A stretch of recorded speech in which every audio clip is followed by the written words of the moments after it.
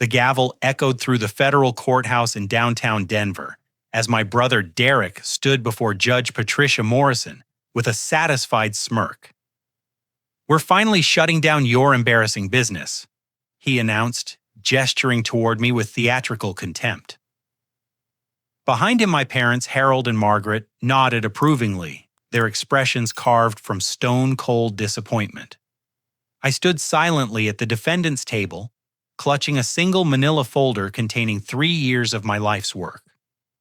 The judge looked up from the bankruptcy petition paperwork, her eyes narrowing as she read the company name aloud. "Wait, this is the company that just secured the $90 million defense contract I need to see." 6 months earlier, the chandelier cast warm amber light across our family's Thanksgiving table in their sprawling suburban home outside Denver. The dining room smelled of roasted turkey and my mother's famous sage stuffing, but underneath the festive atmosphere, tension crackled like electricity before a storm. I sat at the far end of the mahogany table watching Derek hold court about his latest real estate development, while our parents hung on his every word. My name is Clifton, and at 32, I had grown accustomed to being the family disappointment. Derek, 3 years my senior, had inherited our father's business acumen and our mother's silver tongue. His real estate empire sprawled across 3 counties, each property deal seemingly more lucrative than the last. Meanwhile, I'd spent the previous 3 years pouring my soul into Pinnacle Defense Solutions, a company that existed primarily in a converted warehouse on the wrong side of town. "Clifton's been awfully quiet tonight." Derek's wife, Stephanie, observed her diamond bracelet catching the light as she reached for her wine glass. Her tone carried the subtle condescension I'd learned to recognize over years of family gatherings. "How's that little project of yours coming along?" The words "little project" stung more than she probably intended. Pinnacle Defense Solutions represented everything I had sacrificed since leaving the Army Corps of Engineers. Every sleepless night designing revolutionary drone defense systems, every rejected proposal, every maxed-out credit card had brought me closer to proving that my vision could protect American military personnel overseas. "Actually, things are progressing well," I replied, keeping my voice steady. "We're in final negotiations with the Pentagon for a significant contract." Harold, my father, set down his fork with deliberate precision. His silver hair and steel-gray eyes commanded respect in every room he entered, a skill honed during 30 years as president of Denver First National Bank. "Clifton, we need to discuss your financial situation," he said, his banker's tone cutting through the holiday warmth. My stomach dropped. The family trust fund established by my grandfather's oil investments decades earlier had been my lifeline during the company's startup phase. I had borrowed $200,000 with the understanding that I would repay it with interest once my first major contract came through. Derek leaned back in his chair, a predatory smile spreading across his face. "Dad and I have been reviewing the trust fund statements. Your little venture has been hemorrhaging money for over 2 years. Margaret." My mother adjusted her reading glasses and pulled out a leather portfolio. Her background as a corporate lawyer meant she approached every conversation like a deposition. "Clifton, sweetheart, we're concerned about your judgment. These financial records show consistent losses, missed payments to vendors, and no clear path to profitability." The papers she spread across the table told a brutal story. Cash flow statements highlighted in red ink vendor invoices stamped overdue, and bank statements showing a steady decline toward zero. What they didn't show was the breakthrough my team had achieved just weeks earlier, or the Pentagon's growing interest in our prototype defense system. "You borrowed money meant to benefit both you and Derek." Harold continued, his voice carrying the weight of paternal authority. "This family has a responsibility to preserve our legacy, not watch it disappear into a failing business venture." Derek's eyes gleamed with anticipation as he delivered his carefully prepared blow. I've consulted with legal experts about our options. If a family member demonstrates fiduciary irresponsibility with trust fund assets, the other beneficiaries can petition for bankruptcy proceedings to protect the remaining assets. The room fell silent except for the grandfather clock ticking in the hallway.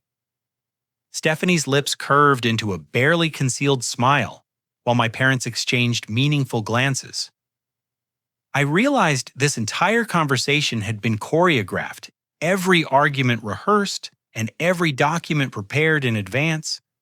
"You're talking about destroying my company," I said, my voice barely above a whisper. "We're talking about protecting our family's financial future," Derek replied smoothly. "Your company is already destroying itself. We're just preventing it from taking the rest of us down with it." Margaret reached across the table and placed her manicured hand over mine. "Darling, perhaps it's time to consider a more stable career path. Derek has offered to find you a position with one of his development firms." The condescension in her voice ignited something fierce inside my chest. Working for Derek would mean abandoning everything I had built, every innovation my team had developed, every dream of making a real difference in protecting American soldiers. It would mean admitting that my family had been right all along about my inadequacy. "I appreciate your concern," I said, standing slowly from the table. "But Pinnacle Defense Solutions is going to succeed. The Pentagon contract will prove that everything I've invested has been worthwhile." Derek's laughter followed me toward the front door. "The Pentagon contract is a fantasy, little brother, just like everything else you've convinced yourself is real." I walked out into the November cold, knowing that war had been declared between my dreams and my family's perception of reality. The next 6 months would determine whether my vision could survive their coordinated assault on everything I had worked to build. As I drove away from their perfectly manicured neighborhood, I caught a glimpse of Derek in the rearview mirror standing in the doorway with his phone pressed to his ear. Even then, I underestimated how far he would go to prove himself right about my failure. 2 months after that disastrous Thanksgiving dinner, the attack on my company began in earnest. Derek had recruited Sarah Patterson, a shark-like attorney whose reputation for corporate takedowns preceded her into every courtroom in Colorado. Her corner office downtown cost more per month than my entire warehouse lease, and she wielded legal documents like surgical instruments designed to dissect business operations. I learned about Derek's escalation when Benjamin Cross, our family's longtime attorney, requested an emergency meeting at his modest practice near the Capitol building. Benjamin had handled my grandfather's estate and my parents' wills for over 20 years, but his uncomfortable expression told me this conversation would strain our professional relationship. "Clifton, I need to explain Derek's legal position," Benjamin said, sliding a thick folder across his mahogany desk. "Unfortunately, he has legitimate grounds for his bankruptcy petition." The documents outlined Derek's strategy with military precision. Colorado trust fund law included provisions for protecting assets when one beneficiary demonstrated gross financial mismanagement. My 2 years of operating losses combined with missed vendor payments and declining credit ratings provided sufficient evidence for a court to consider forced bankruptcy proceedings. "Can they actually shut down Pinnacle Defense Solutions?" I asked, scanning the legal terminology that might as well have been written in ancient Greek. Benjamin removed his wire-rimmed glasses and cleaned them slowly, a nervous habit I remembered from childhood. "If Derek proves financial irresponsibility and demonstrates that your continued operations threaten the trust fund's stability, yes. A judge could order asset liquidation to protect the remaining beneficiaries." While I absorbed this devastating news, my company faced attacks on multiple fronts. Jenny Walsh, my assistant who had worked without pay for 3 months, arrived at the warehouse each morning to find new problems Derek had orchestrated through his banking connections. Vendor credit lines disappeared overnight. Equipment leasing companies demanded immediate payment on contracts that had been current for months. Small suppliers who depended on our business suddenly required cash payments instead of honoring their usual 30-day terms. Marcus Rivera, my lead engineer and the most brilliant technical mind I had ever encountered, watched our prototype development slow to a crawl as funding evaporated. Marcus had left a comfortable position with Lockheed Martin to join Pinnacle Defense Solutions because he believed our drone defense system could revolutionize battlefield protection. Now he worked 16-hour days without salary, surviving on instant ramen, and the conviction that our breakthrough would eventually vindicate his sacrifice. The technical specifications are solid, Marcus assured me during one of our late-night strategy sessions. If we can demonstrate the system's capabilities to Pentagon procurement officers, funding concerns become irrelevant. But Derek's influence extended far beyond legal maneuvers. Harold's 3 decades in banking had cultivated relationships throughout Colorado's financial community, and those connections became weapons in Derek's campaign. Business loans that I had serviced reliably for 2 years were suddenly called in for immediate payment. Credit facilities that had supported our operations were frozen pending routine reviews that mysteriously never concluded. The personal cost mounted alongside the professional devastation. My landlord, who had accepted late rent payments with understanding for months, received a call from Harold questioning my financial stability. Within weeks, I faced eviction from my modest apartment near downtown Denver. Rather than move back to my parents' house and endure their daily reminders of my failures, I relocated my sleeping bag to the warehouse office, where Pinnacle Defense Solutions continued its fight for survival. Jenny discovered me brewing coffee at 5 in the morning 3 days after I had unofficially moved into the office. Her expression shifted from surprise to concern as she noticed the pillow and blanket tucked behind my desk. "Clifton, you can't live here permanently," she said, setting down her purse and starting the morning routine that kept our skeleton crew operational. "It's temporary." I replied, though we both knew my definition of temporary had stretched considerably over the past year. Besides, this way, I can work around the clock on the Pentagon presentation. The Pentagon presentation represented our last hope for survival. If I could demonstrate our revolutionary drone defense system's capabilities to procurement officers, the resulting contract would solve every financial problem Derek had created. But achieving that presentation required navigating a bureaucratic maze that seemed designed to exclude small companies like ours.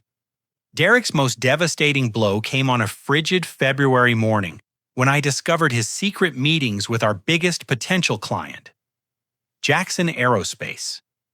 A mid-sized defense contractor that had expressed serious interest in licensing our technology suddenly withdrew from negotiations without explanation. Their procurement director, who had praised our innovations just weeks earlier, would not return phone calls or respond to emails. Jenny's detective work uncovered the truth. Derek had contacted Jackson Aerospace directly, claiming to represent Pinnacle Defense Solutions' business interests. He had convinced their executives that our company faced imminent bankruptcy and that any contracts signed would become void within months. To protect their investment timeline, Jackson Aerospace had partnered with our largest competitor instead. He's systematically destroying relationships we spent 2 years building, I told Marcus as we reviewed the evidence Jenny had compiled. Derek isn't just trying to prove me wrong anymore. He's actively sabotaging every opportunity for success. Marcus's response captured the fundamental injustice of our situation. He's creating the failure he claims he's trying to prevent. If Pinnacle Defense Solutions fails now, it won't be because our technology isn't viable. It will be because your own family strangled the company before it could prove itself. The bankruptcy petition filing occurred on a gray Thursday morning in early March. Derek's legal team had scheduled the hearing for 6 months later, calculating that our company would collapse completely before we could mount an effective defense. The court papers characterized me as a reckless entrepreneur whose delusional pursuit of unrealistic contracts threatened multi-generational family wealth. Reading Derek's sworn affidavit felt like being stabbed by someone I had trusted completely, He claimed that I had consistently demonstrated poor judgment, financial irresponsibility, and an inability to accept obvious business realities. He described Pinnacle Defense Solutions as a vanity project funded by family assets without regard for fiduciary obligations to other beneficiaries. The most painful paragraph accused me of exploiting family trust and emotional manipulation to continue funding a failed business venture that serves only to validate the defendant's unrealistic self-perception as an innovative entrepreneur.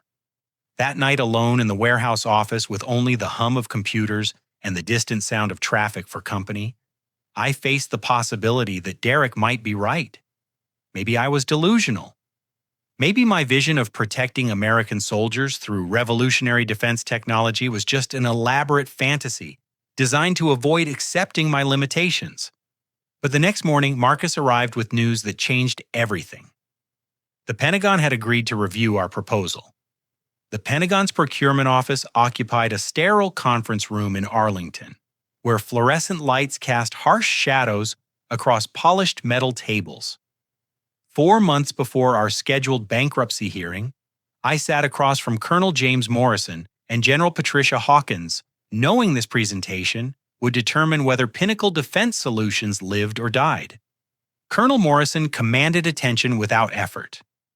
His silver hair and precise bearing reflected 30 years of military service, while his questions demonstrated deep technical knowledge of modern warfare challenges.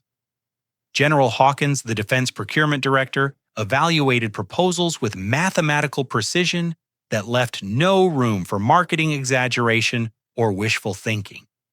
Explain how your system addresses the current drone threat to forward operating bases. General Hawkins said her fingers steepled as she studied our prototype specifications. Marcus and I had rehearsed this moment for months. Our drone defense system utilized revolutionary radar triangulation technology combined with automated response protocols that could neutralize enemy drones within seconds of detection. Unlike existing systems that required human operators to identify and engage threats, our technology provided instantaneous protection that could save countless American lives. Traditional defense systems create a 3 to 5 second delay between threat detection and engagement. I explained using the presentation materials we had refined through dozens of practice sessions. Our system reduces that response time to under 1 second through integrated artificial intelligence that distinguishes between friendly and hostile aircraft. Colonel Morrison leaned forward as Marcus demonstrated the prototype's capabilities on his laptop computer. Simulated attack scenarios played across the screen, showing how our system could protect an entire base perimeter using only 4 strategically placed installations. The cost savings are substantial. Marcus added, highlighting the financial advantages that always influenced Pentagon procurement decisions. Each installation costs 60% less than current alternatives while providing superior coverage and reliability. General Hawkins asked probing questions about technical specifications, manufacturing capabilities, and long-term maintenance requirements. Her interrogation lasted 2 hours, covering every aspect of our proposal with the thoroughness of a military commander planning a critical operation. "We'll need to conduct field testing," she finally announced. "If your system performs as described, this technology could revolutionize base defense protocols across all branches of military service." Walking out of the Pentagon that afternoon, I felt cautiously optimistic for the first time in months. But Derek's sabotage attempts had followed me to Arlington. As Marcus and I waited for our taxi, a familiar figure approached from the visitor parking area. Derek wore his most expensive suit and carried a leather briefcase that probably cost more than most people's monthly salary. His confident stride and practiced smile suggested he belonged in these corridors of power, though I knew he had never served his country in any capacity beyond paying taxes.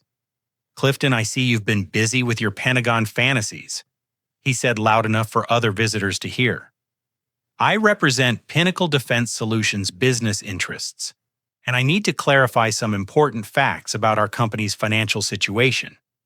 The security guard at the Pentagon entrance recognized the family resemblance and assumed Derek had legitimate authority to speak for our company.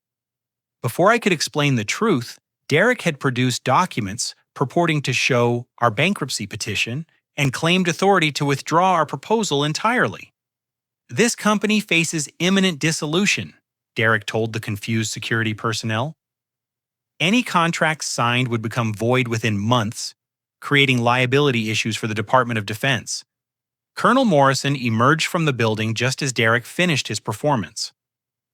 Something in the colonel's expression suggested he had encountered similar family business disputes during his military career, and his questions quickly exposed Derek's deception. "Are you listed as an officer or employee of Pinnacle Defense Solutions?" Colonel Morrison asked, reviewing Derek's identification and finding no connection to our company. "I'm protecting my family's financial interests." Derek replied, his confidence wavering as he realized his performance had backfired. "Mr. Derek, I suggest you leave Pentagon property immediately," Colonel Morrison said with quiet authority. "Fraudulent representation of business interests to federal agencies constitutes a serious criminal offense." After Derek departed with his tail between his legs, Colonel Morrison pulled me aside for a private conversation that would prove crucial to our eventual success. "Your brother seems determined to sabotage your company." He observed his tone carrying both sympathy and warning. "Be very careful about family members who claim to represent your interests without proper authorization." Back at the warehouse, our financial crisis continued to escalate despite the Pentagon's interest. 2 key engineers quit when I could no longer pay their salaries, leaving Marcus to handle technical responsibilities that normally required a team of 5 specialists. Jenny had been working without pay for 4 months, surviving on savings, and the conviction that our breakthrough would eventually reward her loyalty. I liquidated every personal asset to keep Pinnacle Defense Solutions operational. My grandfather's vintage Rolex watch, purchased to commemorate his first oil well success, disappeared into a pawn shop for $800. The classic Mustang I had restored during college sold for $6,000 that kept our electricity connected for 2 more months. My grandmother's engagement ring, intended as a family heirloom, provided $3,000 for essential equipment repairs. Each sacrifice felt like cutting away pieces of my identity, but the alternative meant abandoning everything I had worked to build. Jenny watched me sell personal treasures with increasing concern, finally confronting me about the psychological toll of my desperate measures. "You're destroying yourself trying to save the company," she said, after discovering me sleeping on the warehouse floor instead of the office couch. "What happens if the Pentagon contract comes through, but you've lost everything that matters to you personally?" Her question forced me to confront the possibility that winning this battle might cost more than losing it. But the next morning brought news that vindicated every sacrifice I had made. General Hawkins called personally to inform me that the Pentagon had selected Pinnacle Defense Solutions for the $90 million defense contract. Our revolutionary drone defense system had outperformed every competitor during field testing, demonstrating capabilities that exceeded the military's most optimistic projections. "There is one condition," General Hawkins explained during our celebratory phone conversation. "Your company must demonstrate financial stability within 60 days. The Department of Defense cannot enter into long-term contracts with businesses facing potential bankruptcy." The irony tasted bitter in my mouth. Derek's bankruptcy petition had created the exact financial instability that now threatened our Pentagon contract. His prediction of my company's failure was becoming a self-fulfilling prophecy through his legal maneuvering. The contract announcement reached Derek within hours of my conversation with General Hawkins. His panicked phone calls to my office that afternoon reflected desperation rather than the confident superiority he had displayed for months. "You can't possibly fulfill a $90 million contract," he declared, his voice cracking with strain. The Pentagon will discover your financial problems and cancel everything. But Derek's most desperate gambit was yet to come. 1 week before our bankruptcy hearing, he filed additional legal documents claiming that I had forged Pentagon contract paperwork to deceive the court about our company's prospects. His sworn affidavit accused me of fraudulent misrepresentation of federal contracts to avoid legitimate bankruptcy proceedings. The accusation of federal fraud carried criminal implications that could destroy my life even if I ultimately proved my innocence. Derek had escalated our family conflict into a legal war where the winner would take everything and the loser might face prison time. As I prepared for the bankruptcy hearing that would determine Pinnacle Defense Solutions' fate, I realized that proving the Pentagon contract's legitimacy would require more than just paperwork. Derek had positioned himself as the family's protector against my alleged deception, and our parents continued to believe his version of events. The courtroom confrontation would force everyone to choose between Derek's carefully constructed narrative and the truth about our revolutionary defense technology. Everything I had worked for, everything I had sacrificed, everything I had dreamed of achieving hung in the balance of one federal judge's decision. The federal courthouse steps sparkled with morning frost as I climbed toward the massive granite building that would determine my company's fate. Judge Patricia Morrison's courtroom occupied the 3rd floor, its polished wood panels and brass fixtures designed to inspire respect for American justice. But as I took my seat at the defendant's table with only a single folder of documents, I felt more like a condemned man than a citizen seeking legal protection. Derek had assembled an impressive legal army for this battle. Sarah Patterson led a team of 3 attorneys whose combined hourly rates exceeded most people's annual salaries. They occupied the plaintiff's table like generals, planning a military campaign, their expensive suits and confident whispers suggesting complete certainty about the day's outcome. Behind Derek, our parents sat in the gallery, wearing their finest clothing and most serious expressions. Harold's navy suit and silver tie projected the same authority he had commanded during 3 decades of banking leadership.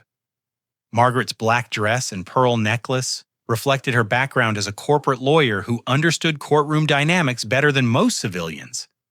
The gallery contained other supporters of Derek's position, including business associates and neighbors who had known our family for years. Their presence created an atmosphere of community consensus against my alleged financial irresponsibility. I sat alone at my table, unable to afford legal representation and abandoned by every family relationship I had valued. Judge Morrison entered with the measured pace of someone accustomed to making decisions that changed lives forever. Her gray hair and intelligent eyes suggested decades of experience separating truth from carefully constructed fiction. She reviewed the case files with methodical precision while the courtroom waited in absolute silence. This hearing will determine whether Derek Thompson's petition for bankruptcy proceedings against Pinnacle Defense Solutions has sufficient merit to proceed. Judge Morrison announced, her voice carrying clear authority. "Mr. Patterson, please present your client's case." Sarah Patterson stood with theatrical confidence, her opening statement delivered like a prosecutor addressing a jury. "Your Honor, this case involves a pattern of financial irresponsibility that threatens multi-generational family wealth. The defendant has borrowed $200,000 from a family trust fund to support a business venture that has operated at a consistent loss for over 2 years. She presented financial charts and bank statements with surgical precision, each document highlighting another aspect of Pinnacle Defense Solutions' struggling finances. Vendor invoices marked overdue covered the evidence table alongside credit reports showing declining ratings and missed payments. The defendant's company has failed to generate sustainable revenue despite substantial family investment. Patterson continued her tone, suggesting that my efforts represented deliberate deception rather than entrepreneurial risk. Meanwhile, the defendant has made increasingly desperate claims about federal contracts that independent investigation has failed to verify. Derek's testimony painted me as a delusional dreamer whose grip on reality had deteriorated under business pressure. He described finding me living in the warehouse office, selling personal possessions to fund operations, and making increasingly grandiose claims about Pentagon interest in our technology. My brother has always struggled with accepting limitations. Derek said his voice conveying concerned brotherhood rather than malicious rivalry. This business venture has become an obsession that prevents him from pursuing realistic career opportunities. Harold's testimony reinforced Derek's portrayal of my character flaws. He described my history of impractical projects dating back to childhood science experiments that cost more than they achieved.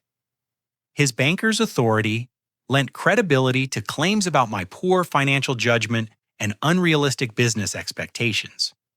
Clifton has always been the dreamer in our family. Harold said his tone suggesting that dreams were character defects rather than admirable qualities. Unfortunately, his current dream is consuming resources intended to benefit multiple generations of family members. Margaret's testimony focused on my alleged emotional instability under business pressure. She described phone conversations where I had sounded increasingly desperate and detached from reality when discussing company prospects. Her legal background provided professional weight to observations about my deteriorating judgment. As a mother, I'm concerned about Clifton's mental health, she said, dabbing her eyes with a handkerchief. As a lawyer, I recognize that protecting family assets sometimes requires difficult decisions about someone we love. The emotional manipulation was masterful. Derek had positioned himself as the reluctant protector, forced to intervene before my delusions caused irreparable financial damage. Our parents appeared to be loving family members making painful but necessary choices to preserve their younger son's future. Sarah Patterson's closing argument tied everything together with devastating effectiveness. Your Honor, the defendant's claims about a $90 million Pentagon contract represent the final stage of his detachment from reality. No independent verification of this alleged contract exists. The defendant has provided no credible documentation. This appears to be a desperate fabrication designed to avoid legitimate bankruptcy proceedings. She gestured toward Derek's evidence table laden with proof of my financial struggles and business failures. We're finally shutting down your embarrassing business, Derek had announced to the media outside the courthouse. And Patterson's presentation seemed to justify that characterization completely.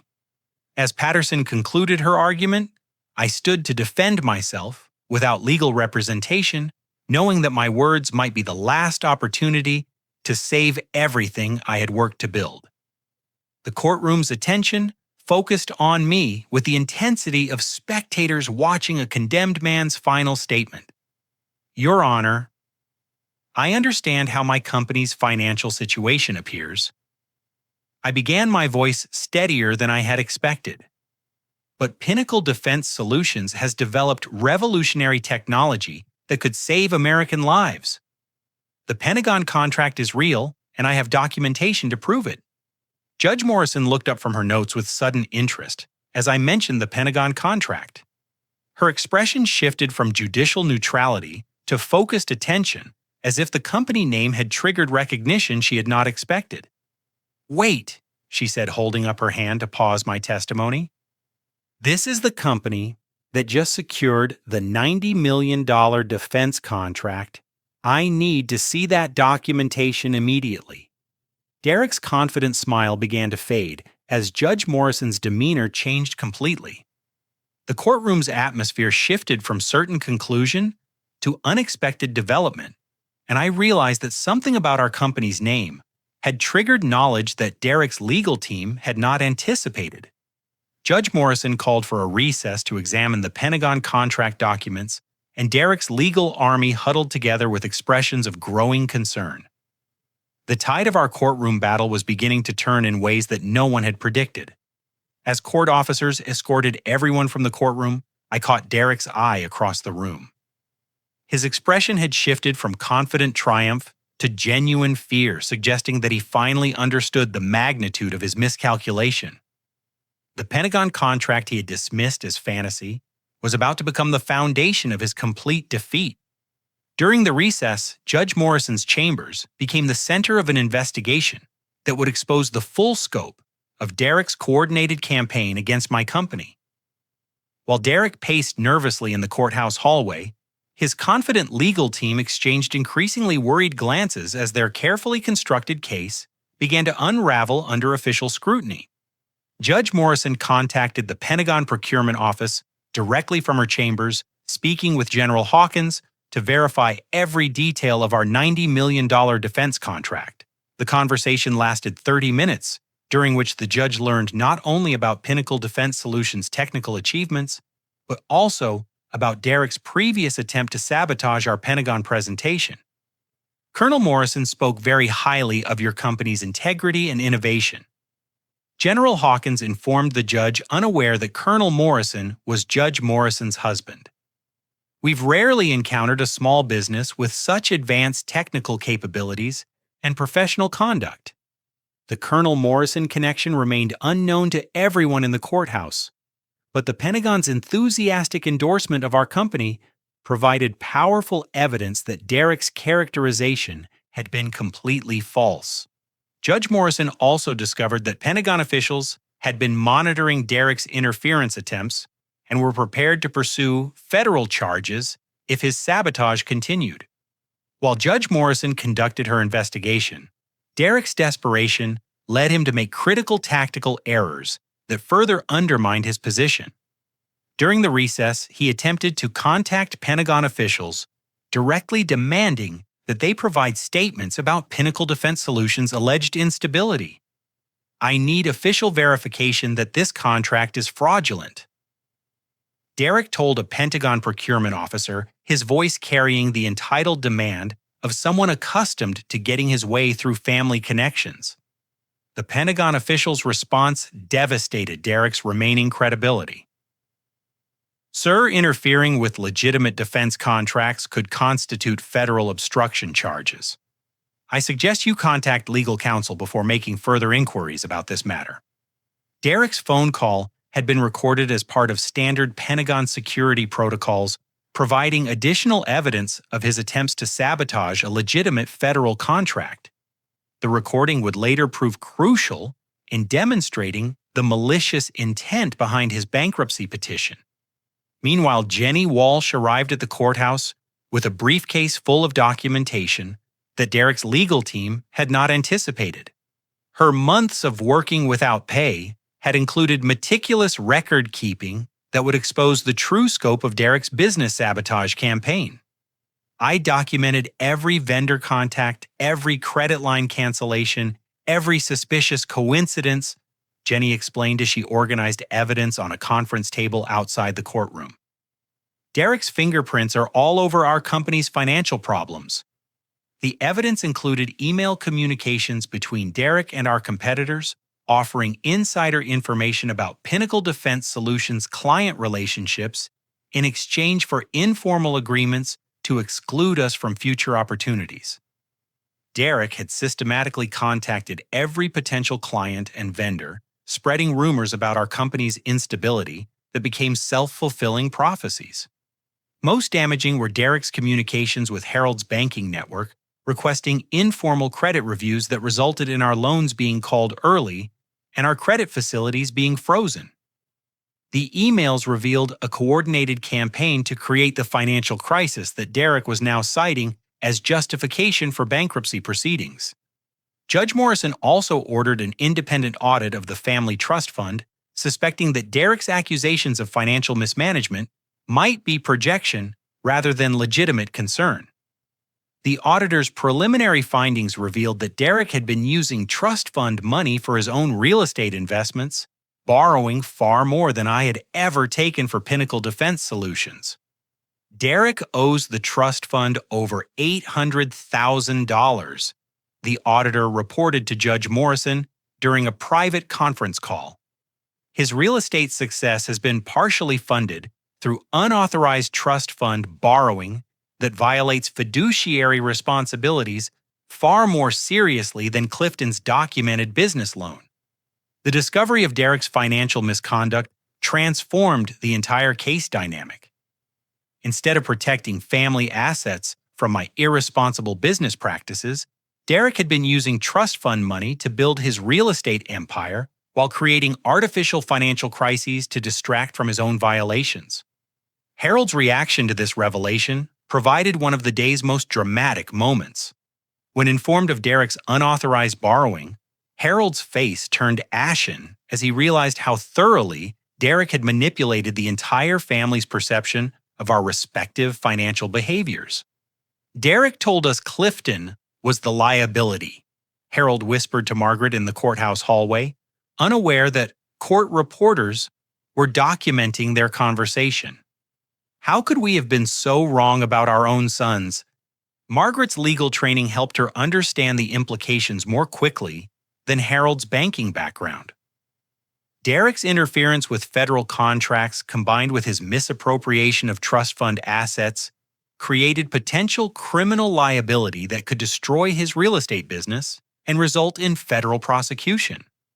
We need to distance ourselves from Derek's legal strategy immediately. She told Harold her lawyer instincts overriding her maternal loyalties. If federal investigators determined that we knowingly supported interference with defense contracts, we could face criminal charges ourselves. Derek's final desperate gambit occurred when he realized how completely his position had deteriorated. He accused me of forging Pentagon documents demanding that FBI investigators examine the contract paperwork for evidence of federal fraud. The accusation backfired spectacularly when an FBI agent in the courthouse gallery stood up to verify the contract's authenticity. Agent Robert Chen name changed to Agent Robert Davis per naming guidelines happened to be attending an unrelated hearing when Derek made his fraud allegations. I can verify this contract's authenticity immediately. Agent Davis announced producing his federal identification and explaining his role in Pentagon security investigations.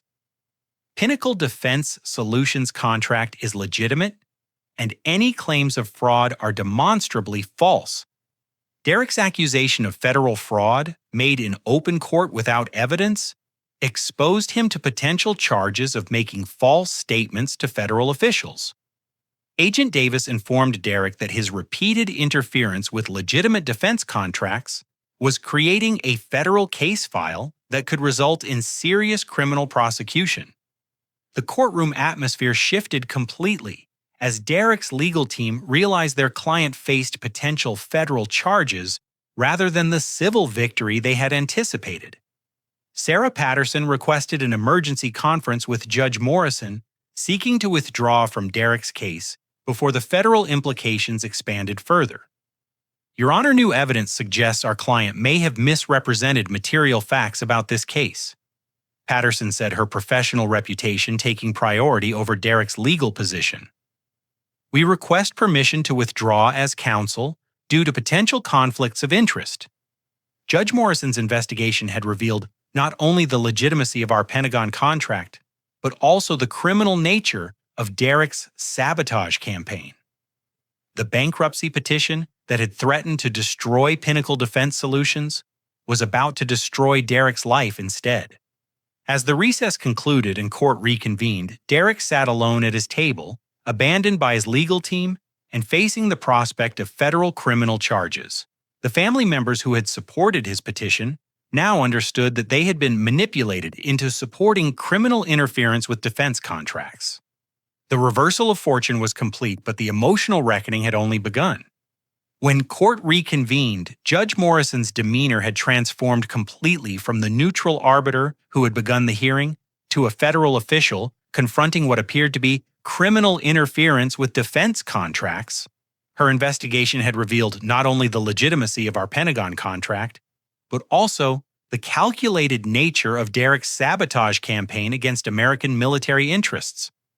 This court has conducted extensive verification of the Pentagon contract in question. Judge Morrison announced, her voice carrying new authority as she addressed the packed courtroom.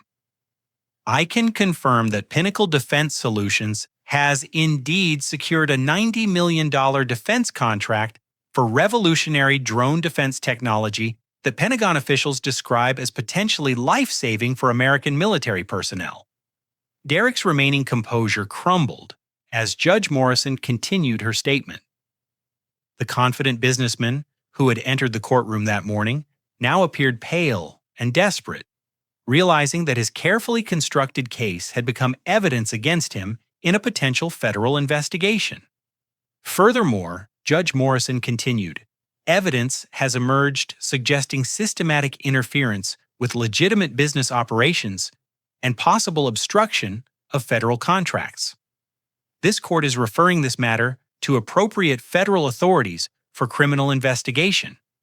At that moment, Colonel Morrison entered the courtroom gallery, having been contacted by Pentagon officials about Derek's ongoing interference attempts. His presence added military authority to the proceedings, though his relationship to Judge Morrison remained unknown to everyone present. Your Honor, I represent Pentagon procurement interests in this matter.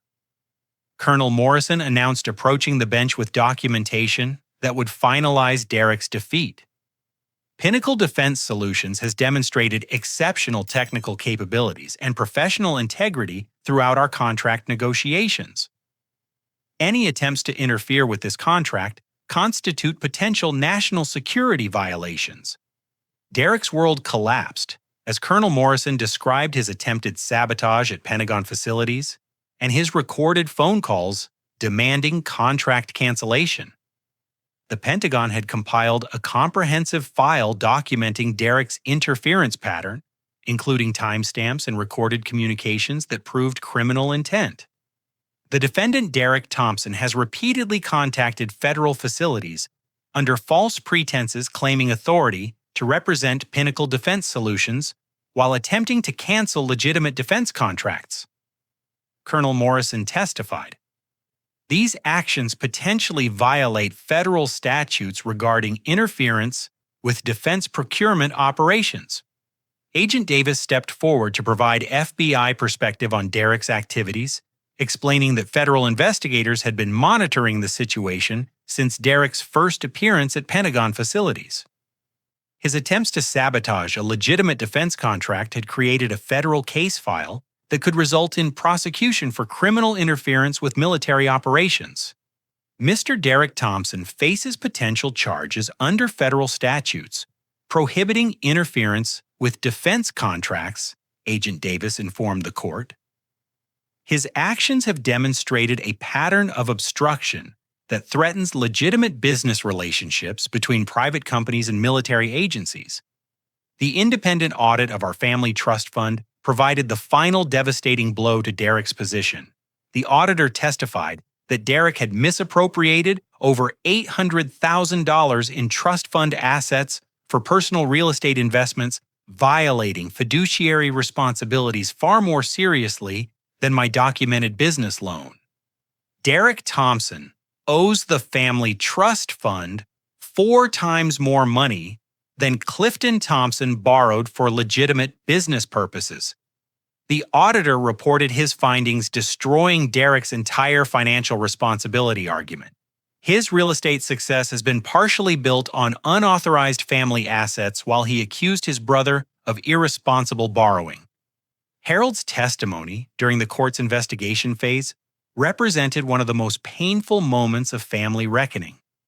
Faced with undeniable evidence of Derek's deception and manipulation, Harold admitted that he had been completely wrong about both sons' financial integrity. I believed Derek was protecting our family's interests, Harold said, his banking authority reduced to confused regret. I now realize that Derek manipulated our concerns to cover his own financial misconduct while destroying his brother's legitimate business achievements. Margaret's legal training helped her understand the criminal implications faster than Harold's banking background. She testified that Derek had systematically misrepresented facts about both brothers' financial situations, creating false narratives that served his personal interests while violating multiple federal and state laws. As a lawyer, I recognize that we were manipulated into supporting what appears to be criminal interference with federal contracts. Margaret admitted her professional reputation, requiring honest acknowledgement of Derek's deception.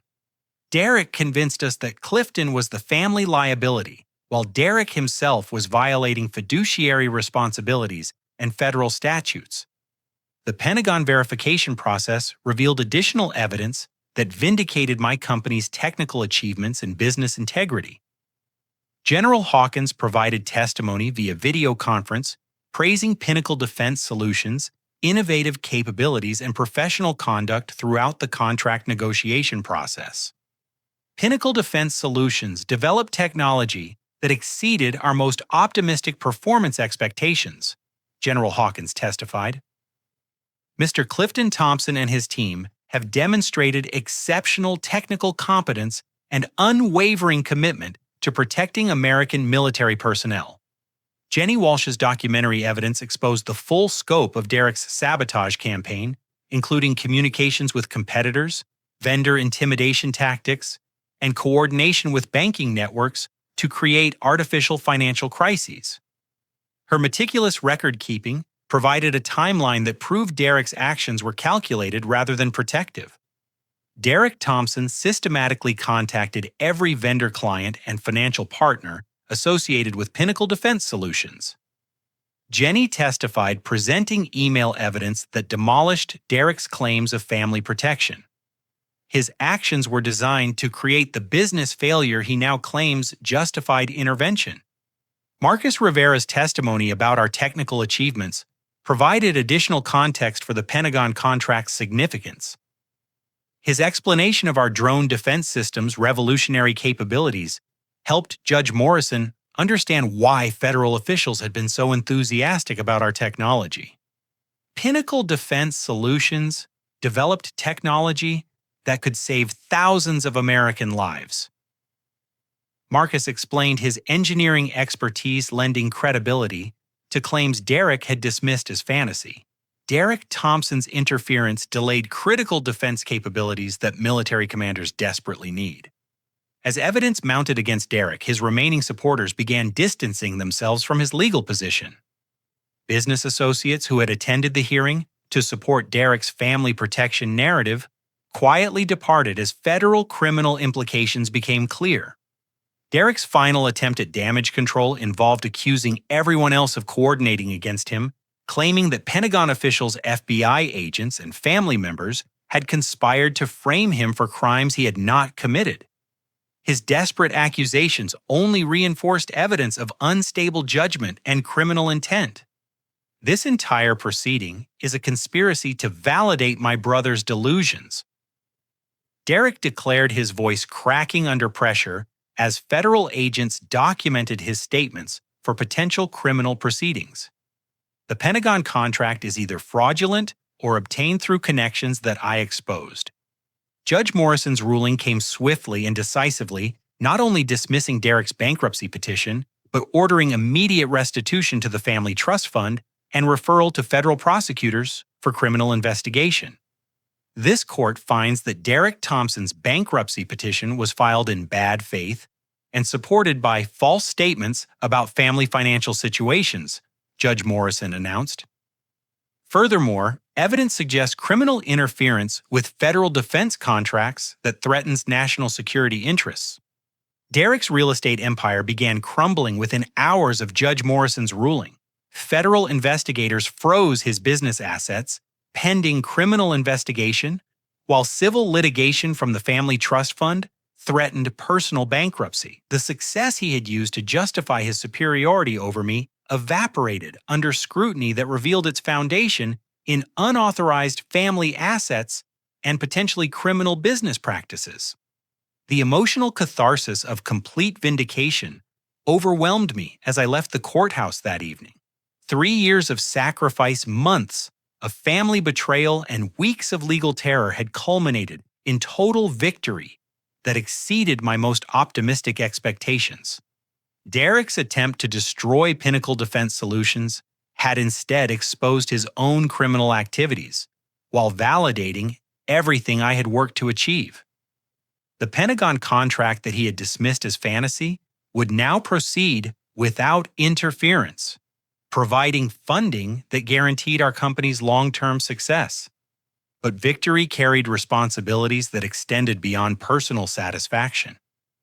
The technology we had developed could protect American soldiers, the employees who had remained loyal deserved security and recognition, and the family relationships damaged by Derek's manipulation required careful consideration about forgiveness and rebuilding. As I drove home to the warehouse office that had been my refuge during the darkest months, I realized that winning this battle was only the beginning of building the life and company I had always envisioned. 6 months after Judge Morrison's ruling, I stood in the executive conference room of Pinnacle Defense Solutions' new headquarters, watching the Denver skyline through floor-to-ceiling windows that symbolized how dramatically our circumstances had changed.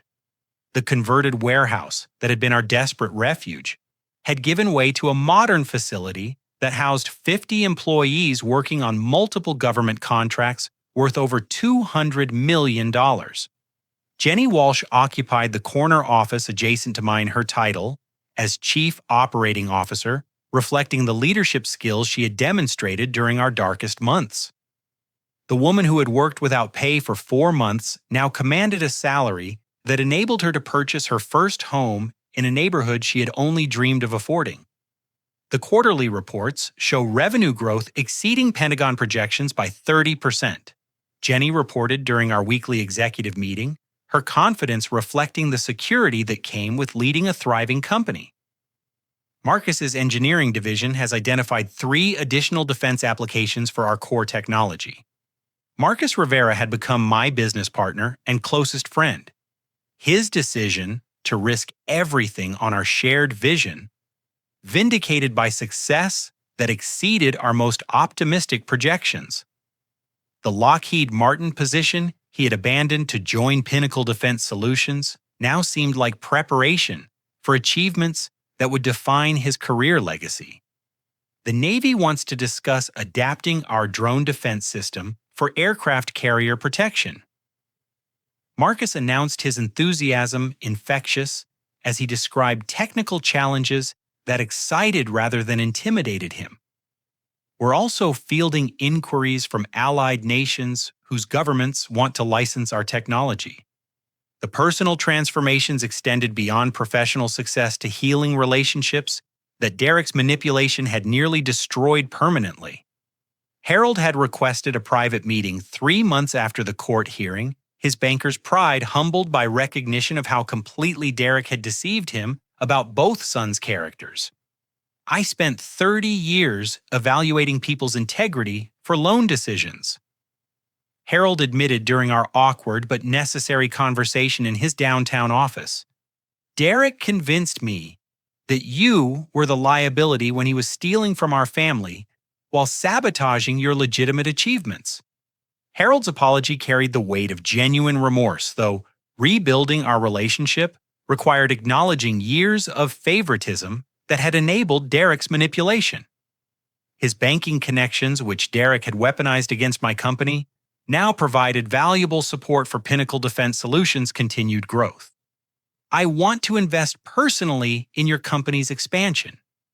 Harold offered his proposal representing more than financial support, not as family obligation, but as recognition that you've built something genuinely valuable that deserves our support.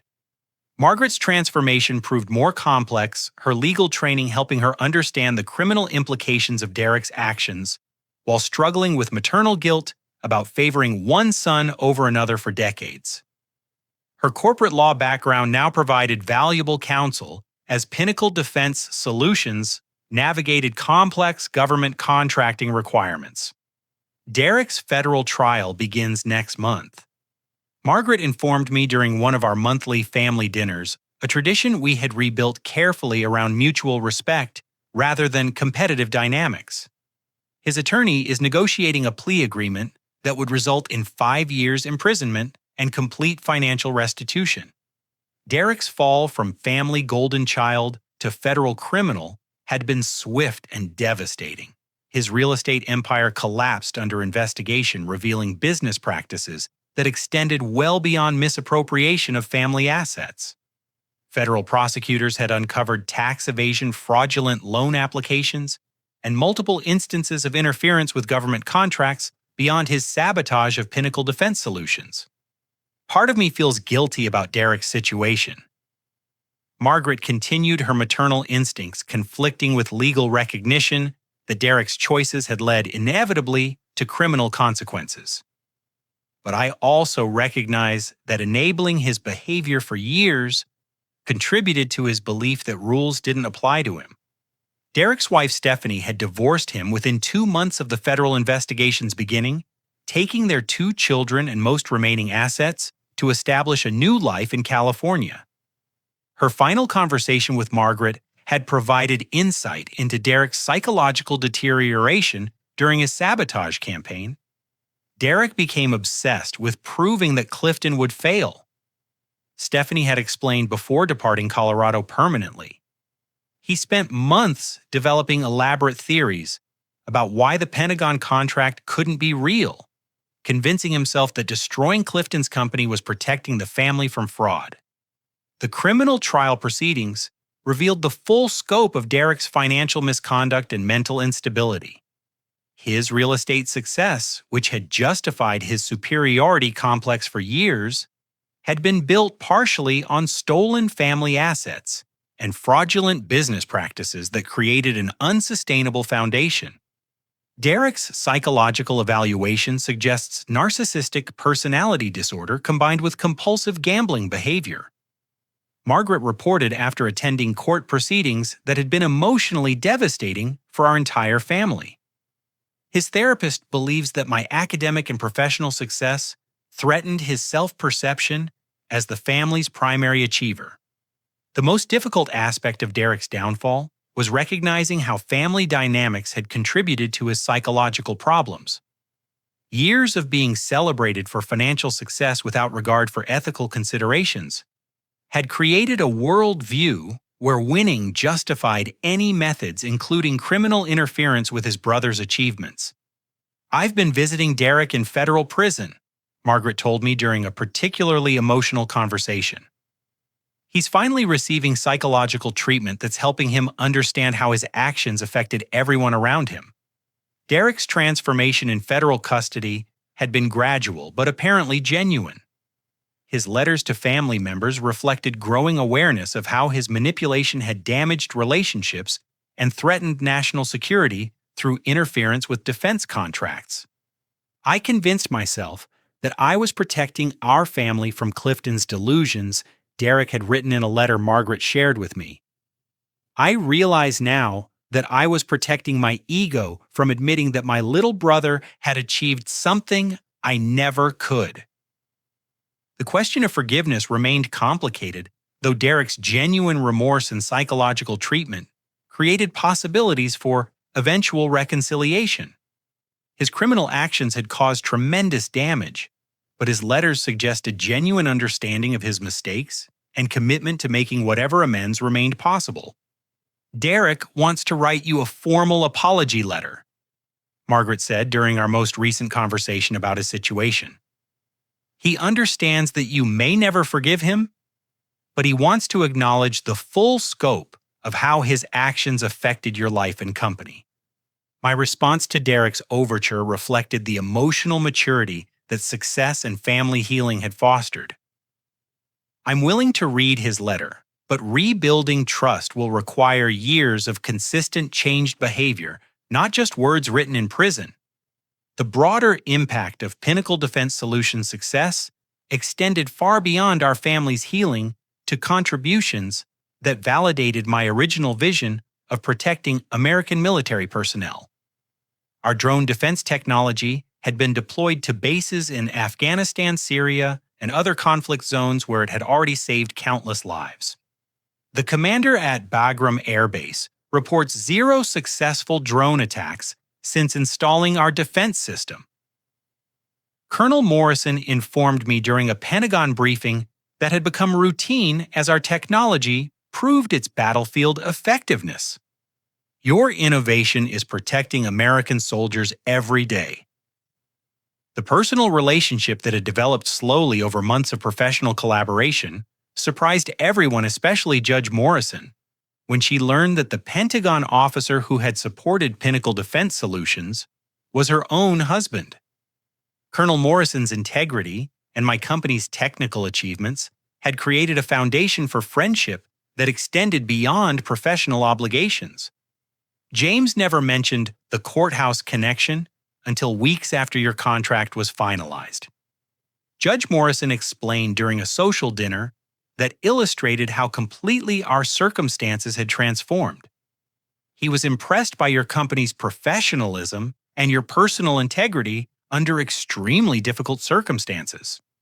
The romantic relationship that developed with Sarah Chen, a Pentagon contracting officer name changed to Sarah Mitchell, per guidelines, then to Sarah Williams to avoid prohibited names, represented another positive transformation that success had enabled. Her admiration for my company's technical achievements and ethical standards had evolved into personal affection that I had been too stressed and financially insecure to pursue during our initial professional interactions. I've worked with hundreds of defense contractors over my career, Sarah explained during one of our early personal conversations. Your commitment to protecting American soldiers, even while your own family was attacking your company, impressed me more than any technical presentation I've ever witnessed. The community impact of Pinnacle Defense Solutions' success had created high-paying jobs for local residents and attracted other technology companies to establish operations in Denver. Our success story became a symbol of American innovation and entrepreneurial perseverance that inspired other small businesses to pursue ambitious dreams despite initial obstacles. Your company's success has generated over 500 indirect jobs in the local economy. The mayor announced during a ceremonial key to the city presentation that acknowledged our contribution to Denver's growing reputation as a technology center. Pinnacle Defense Solutions represents the best of American entrepreneurship and innovation. As I reflected on the complete transformation from family betrayal to business triumph, the most satisfying aspect was not the financial success or professional recognition, but the validation of persistent belief in worthwhile goals despite overwhelming obstacles. Derek's attempt to destroy my company had ultimately exposed the hollowness of his own achievements while proving the substance of mine. The life lesson that emerged from this experience centered on the importance of maintaining integrity and perseverance when facing opposition from unexpected sources.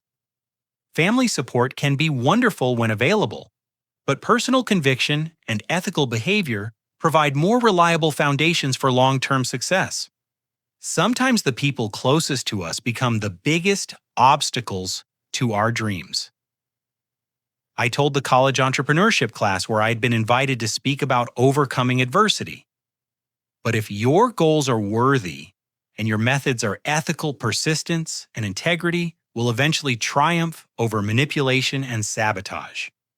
The question I posed to that audience applies to everyone facing similar challenges. When family members or close friends try to convince you that your dreams are unrealistic, how do you distinguish between helpful caution and destructive manipulation? Your answers matter because everyone faces moments when the people who should support us instead try to limit our potential. Share your thoughts in the comments below. And if this story resonated with your own experiences, please like this video to help others find inspiration for their own struggles. Subscribe to our channel for more stories about overcoming family betrayal, workplace discrimination, and personal challenges that test our determination to succeed. These narratives remind us that individual integrity and persistent effort can triumph over coordinated opposition when our goals serve purposes greater than personal ambition. Share this story with anyone who needs encouragement to pursue their dreams despite criticism from people who should be supportive. Sometimes the most important victories happen when we prove wrong the people who claim to know us best, but actually understand us least. Thank you for listening to this journey from family betrayal to business triumph. May your own dreams prove stronger than any opposition you face, and may your success inspire others to persevere through their darkest moments toward achievements that validate their deepest convictions about what's possible